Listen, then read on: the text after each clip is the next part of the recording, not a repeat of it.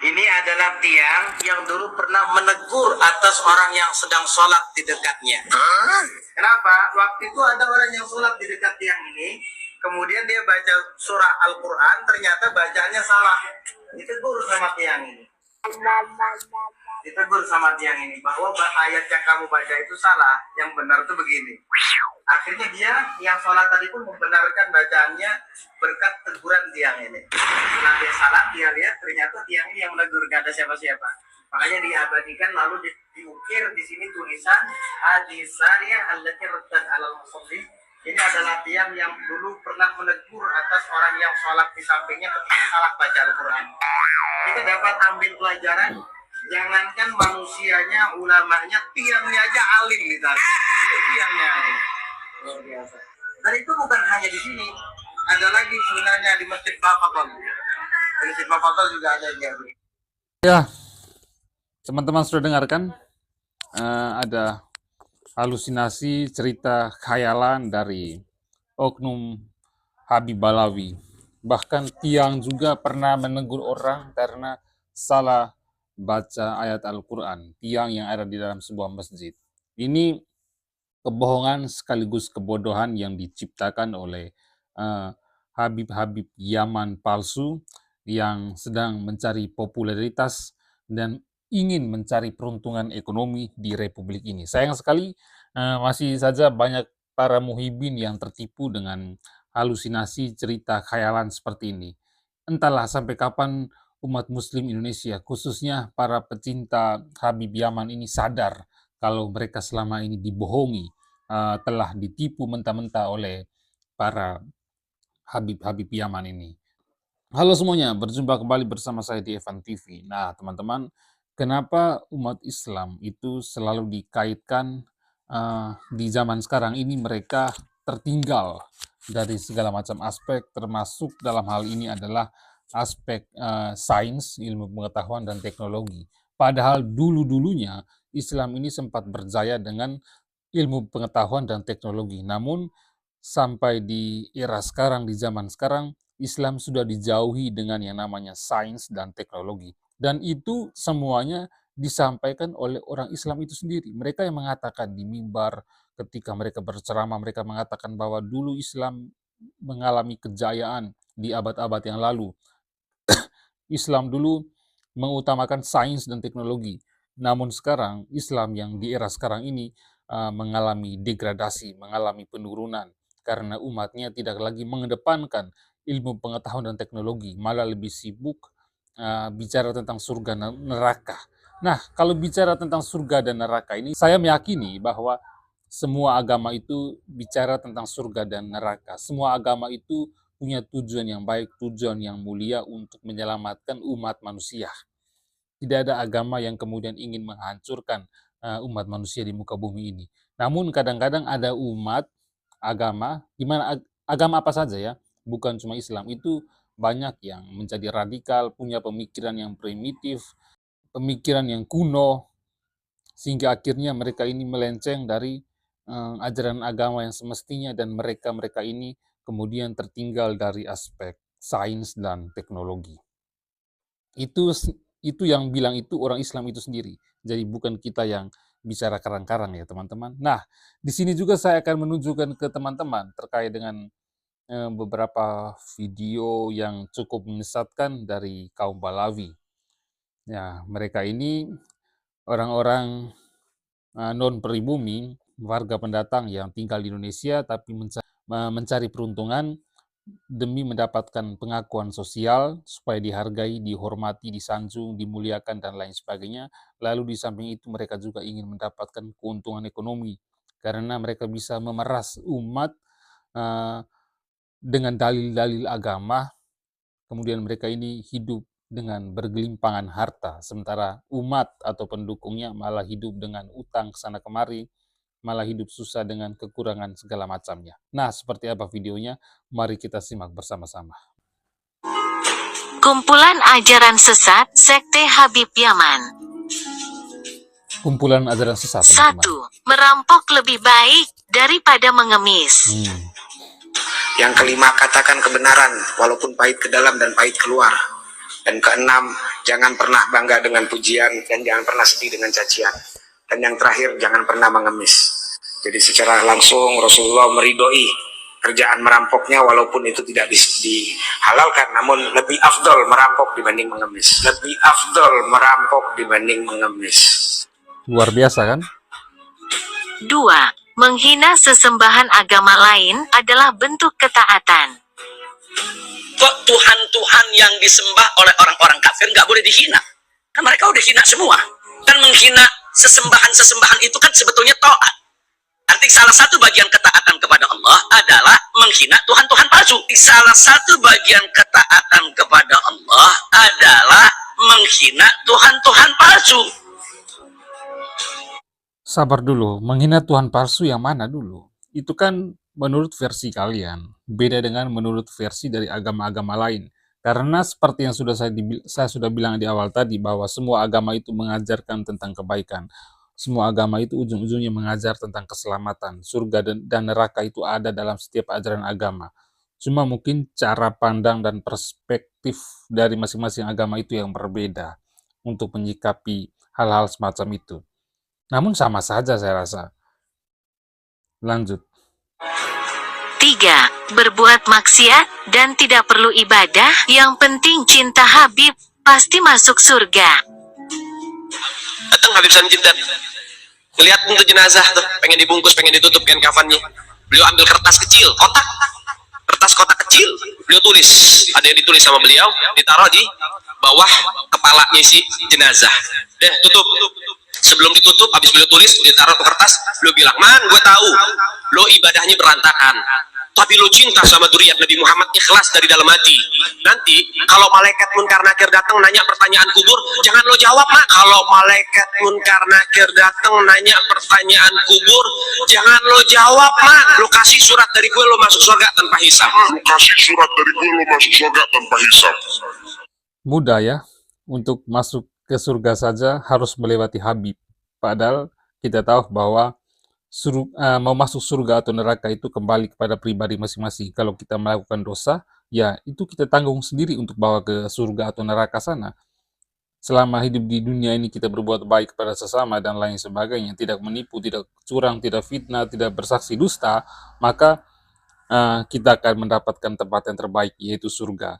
Namun sebaliknya, kalau kita melakukan hal-hal jahat, tentu saja kita akan masuk neraka. Dan semua orang itu mempertanggungjawabkan apa yang pernah dia lakukan di muka bumi ini. Jadi bukan Habib yang kemudian dengan seenaknya bisa membawa umat itu masuk ke neraka atau surga. Ini adalah pembohongan, ini adalah pembodohan publik, dan ini adalah fitnah terhadap agamanya sendiri.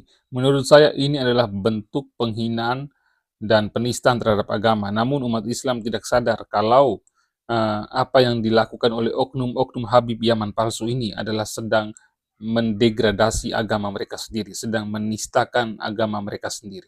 Kita lanjut. 4. Seorang ibu haram bersikap berani kepada putra kandungnya. Yang bukan syarifah, hati-hati. Bebinian melahirkan itu cuma wadahnya aja. Bisi anak, ini anak Habib ini, darah daging Rasulullah. Amun wani lawan anak ini, karena berhak menjinjitnya, memarahinya, menyakitinya, tidak berhak. Itu cucu Rasulullah. Sesalah apapun anaknya, karena dia adalah cucu Rasulullah, dia tidak pantas dimarahi oleh ibunya. Luar biasa, ini adalah sebuah pembodohan dan penipuan terhadap umat Islam. Jadi sebenarnya yang menghancurkan agama Islam itu bukan orang luar, tapi umat Islam itu sendiri, atau tokoh-tokoh atau oknum-oknum di dalam Islam itu sendiri yang kemudian menghancurkan agama mereka sendiri. Kita lanjut. 5. Syarat menjadi wali harus cinta Habib, dan derajat Muhyiddin Habib sama derajatnya dengan wali. Untuk cinta kepada habaib dan menghormat para habaib tidak diperlukan dalil yang sahih, tapi dibutuhkan hati yang sahih. Syaratnya jadi wali itu harus cinta kepada habaib. Syaratnya jadi wali itu harus cinta kepada habaib. Dan mereka sudah berani membeda-bedakan. Oh ini Habib alim, oh ini kada. Oh ini Habib ini keras, ini lain Habib. Oh ini Habib lembut, wah ini Habib bungol. Bungol. Bungol, bongol. Jika ada di situ orang yang alim, yang hebat, santrinya banyak, pondoknya besar, organisasinya besar, apapun yang dia miliki besar, tapi dia tidak cinta kepada ahlul bait, maka dia cuman surah lah hakikah. Cuman gambaran, tidak ada hakikat di dalam dirinya. Kenapa? Karena dia tidak cinta. Dan hati-hati orang yang dekat dengan habaib, hati-hati. Ketika seseorang mengatakan kepada Sayyidil Habib Umar bin Hafiz, ya Habib, hadam minal muhibbin Habib. Dal Habib, muhibbin. Ma fi muhibbin illa wali. Kata Habib Umar, tidak ada muhibbin itu kecuali dia seorang wali min auliyaillah. Pangkat kedudukan muhibbin itu wali. Pangkat kedudukan muhibbin itu wali. 6. Pewaris Nabi bukan ulama, tapi pewaris Nabi sesungguhnya adalah Habib. Saya cucunya Nabi Muhammad, kamu wajib cinta sama aku. Bukan saya yang, tapi Al-Quran. Bukan saya yang, tapi Al-Quran. Cinta Allah itu dong. Kenapa? Pewarisnya Rasulullah itu tetap nomor 1 sampai kapanpun anak turunnya Nabi Muhammad. Pewarisnya Rasulullah itu tetap nomor 1 sampai kapanpun anak turunnya Nabi Muhammad. 7. Mengikuti Al-Quran sesat, jika tidak mengikuti Habib. Kalau bahasa sekarang, ini Nabi dan keluarganya, ulama itu pengawalnya. Karena itu, kau ngikuti pengawal, itu mereka mengawal keluarga Nabi.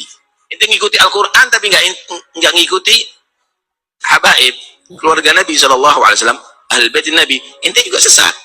Hati-hati, kalau sudah mulai ada buhut, berarti kamu sudah meninggalkan satu daripada takolen, dan kamu akan sesat, pasti akan sesat.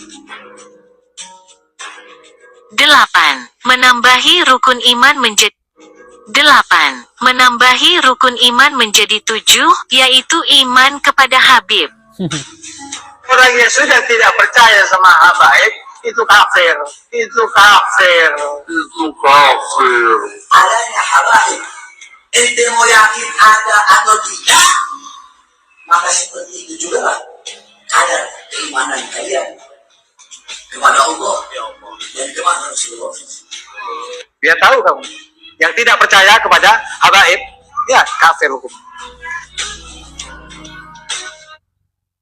Yang tidak percaya kepada habaib itu hukumnya kafir. Itu yang disampaikan oleh oknum-oknum Habib palsu dari Yaman ini. Keturunan Belgedes ini. Kesian umat Islam.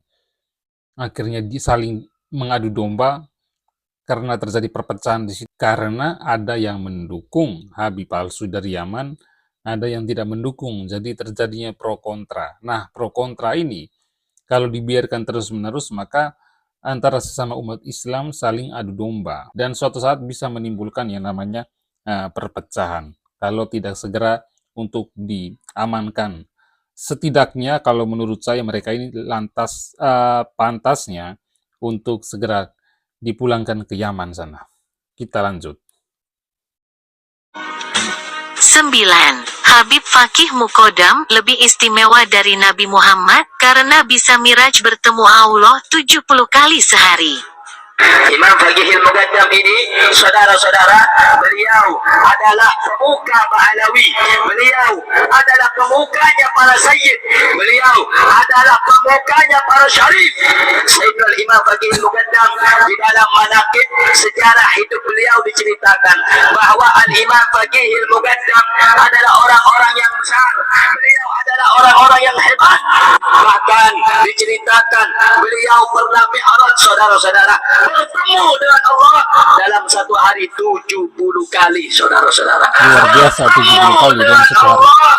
Dalam satu hari 70 kali, saudara-saudara. 10. Habib adalah kaum dengan ras paling mulia di dunia, sampai-sampai jika ada kiai yang menikahi Habibah, maka itu kiai tahi namanya.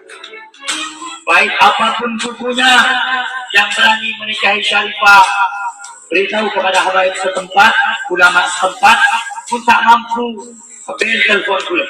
Anda lihat sekarang Syarifah yang tidak taat kepada Rasulullah, membuka aurat, sekarang sudah digandeng dengan orang lain. kita berani mengentengkan Syarifah, bahkan berani mengawini Syarifah. Bagaimana itu mau salah? Tubuhnya yang dari daging Rasulullah, dari Fatimah Zahra, sekarang sudah dinikmati orang lain. Sekarang sudah dinikmati orang lain. Cukup miris ya melihat ini. Habib lebih mulia. Kalau di agama lain, semua manusia itu setara, semua manusia itu sama. Tapi kalau dalam agama yang satu ini, ya, yang dibawakan oleh oknum-oknum ini, malah ada pemisahan. Habib lebih mulia, Habib derajatnya lebih tinggi dari manusia-manusia yang lain. Saya rasa Tuhan itu menciptakan manusia dan tidak membeda-bedakan manusia itu dari etnisnya, dari rasnya, dari sukunya, dan lain sebagainya. Bahkan dari golongannya dan lain sebagainya. Semua manusia itu sama. Sama-sama lemah di hadapan Tuhan dan sama-sama manusia itu memiliki kekurangan-kekurangan juga. Jadi kasihan ya, yang mendengar ceramah-ceramah ini adalah pribumi. Terus pribumi dilarang untuk menikahi Syarifah-Syarifah. Nah, pribumi dilarang menikmati tubuh Syarifah. Ini semacam sebuah penghinaan sekaligus merendahkan kaum pribumi. Namun kita tidak pernah sadar-sadar kalau sebenarnya kita itu lagi diadu domba. Sesama umat muslim itu sedang diadu domba. Bagaimana supaya saling bermusuhan antara sesama umat muslim itu sendiri. Dan itu yang tidak pernah disadari oleh pribumi. Malah banyak pribumi yang kemudian menyembah Habib-Habib palsu itu karena mereka memang sudah menjadi korban doktrinisasi, korban dari brainwash atau cuci otak itu. Kita lanjut. Sekarang sudah dinikmati orang lain. Marabi kiai sebenarnya lagi di Syarifah. Saya bunyi kiai asmana. Tetapi asmana kai Seorang yang bukan habaib, bukan daripada Bani Alawi, menikahi Syarifah sampai hari kiamat ibadahnya ditolak Allah Subhanahu wa taala, terkecuali bisa mengembalikan keperawanan Syarifah, bisa mengembalikan keperawanan Syarifah.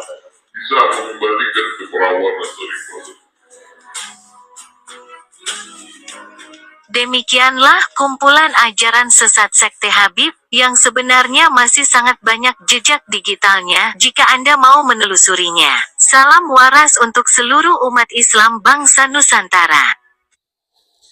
Oke teman-teman, sekian ya dari itu.